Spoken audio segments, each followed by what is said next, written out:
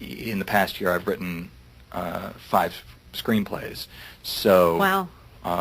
Yeah, which was a lot of work, and many times those things would overlap, and many times, they're for different studios, and one studio is saying, okay, well, I need my script by Friday, while the other studio is saying, I need my treatment by Friday, and it gets to be a little, I have gotten a little panicky in the past. So being young and screenwriting, if you don't get as much sleep as older folks, it's probably okay at this point in time. Oh, very much. Very often I'll wake up in the middle of the night and write till 2 or 3 o'clock in the morning, just because it's a very good time for me creatively. I start to fall asleep and ideas just come out, and so I have to write.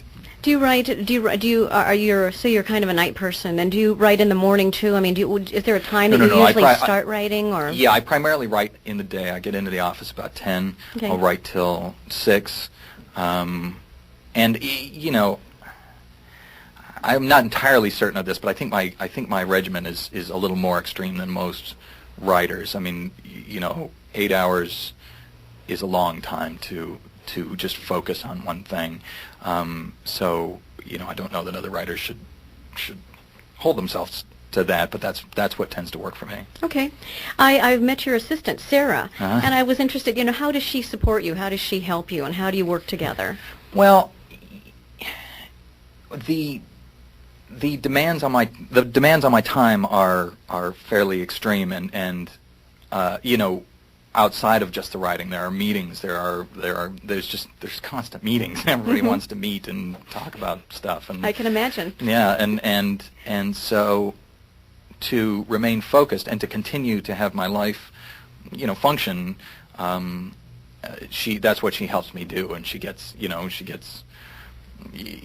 everything. She gets the dry cleaning done for me. She gets if I need research books, she'll go out and pick those up. But primarily, she sort of provides a barrier while I'm working to all the people that are trying to get in touch with me all day, which are primarily studio executives, producers, agents, the business side of the business.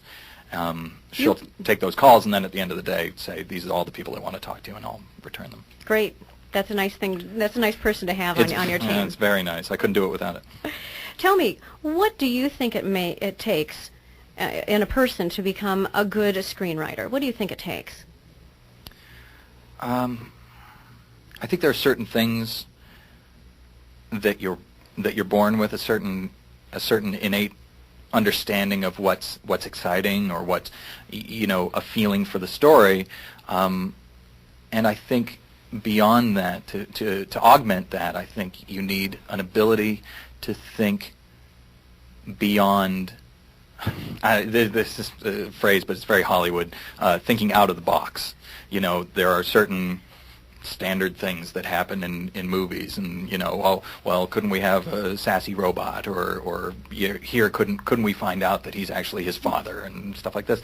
It's the ability to think past what has become cliche, and just really delve into your mind for the most original stuff, because your mind isn't like anybody else's mind, and if you really dig down in there and pull out what's very personal to you, it's not going to be like anything else. It's like a fingerprint. So I think that ability to get out of your own way and just delve into your mind is extremely important. How about writing skills? Writing skills are important in a couple of respects. An important part of screenwriting is clarity, and I think writing skills help you define what you mean in a simple, concise way.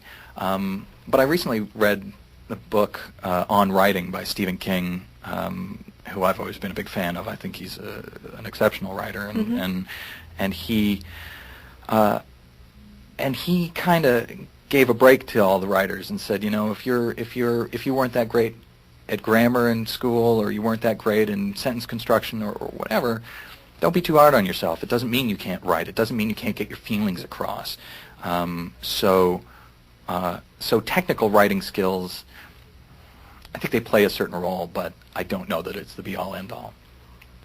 Okay, thank you. I want to let our audience know that you're listening to Cool People, Cool Careers, and we explore a variety of different careers and career paths through interviews with cool people. This week's cool person is David Hayter. He is a hot young screenwriter of X-Men the movie, and lots more on the way. This is Kaleidoscope Radio Magazine, and I'm your host, Jill Sanborn, and we're talking about, how to be a screenwriter, essentially. Now, let me ask you, you know Bryan Singer, and Bryan Singer is also a hot commodity. Absolutely. And you two worked on a film together. But what I want to get to is, and it's not just in Hollywood, but they say, it's not what you know, it's who you know. I think what you know is important as well. But would you talk about how important networking is, and when should people start working on that? People should start working on it the minute they make the decision what they want to do, and it's extremely important to be prepared and to know your business, and for example, in terms of movies, I studied movies, and I studied how they work, what makes them good, what makes them not good, what makes actors good, what makes a story good, and all this stuff. And I knew all this stuff, but I also made an effort to, if there were people that I respected and people that are doing well, to solicit their help and to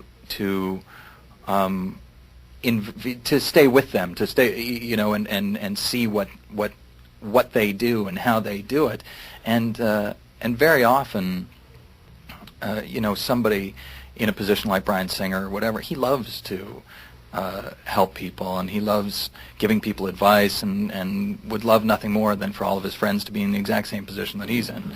Well, not the exact same, a little lower, but that's the thing about Bryan. Now tell me, when did you meet Bryan? How did you meet him? I met him in '93. I was a struggling actor, and he, another friend of mine from acting class, was in his first film, Public Access, which was a little $250 million or $250,000 film. Aha. I'm sorry, I'm thinking in terms of millions now. So that's a nice problem. Yeah, it's pretty cool. But he had done this little film, and my friend was in it, and we started hanging out, and he just seemed like a cool guy, and then the film went on to win the Sundance Film Festival, and after that he had the opportunity to direct The Usual Suspects, and after that, incredible, it all went incredibly well. So that's how I know him. Now, you talked about when you first got here and started acting, you met a number of people who weren't famous, but now they are, and you're one of those people. So there's a lot of value. You and I were talking about networking, with the people that you're working with, and because you just never know. Yeah, and I also don't want to imply that you need to hook up with somebody just because they're successful or just because they're famous. If you can't stand a person, don't spend your time with them. I mean, I've been very fortunate to be involved with a group of friends that, as you say, weren't famous when I met them, but just seemed like really cool people, seemed motivated, creative. They wanted things, they had goals and dreams, and it was just fun to spend time with them. So they became my friends, and among those are now rock stars and movie stars and Academy Award-winning screenwriters and A-list film directors, and these people all went and did incredibly well, really because of who they were, as a person. And so try to seek that out and try to emulate that.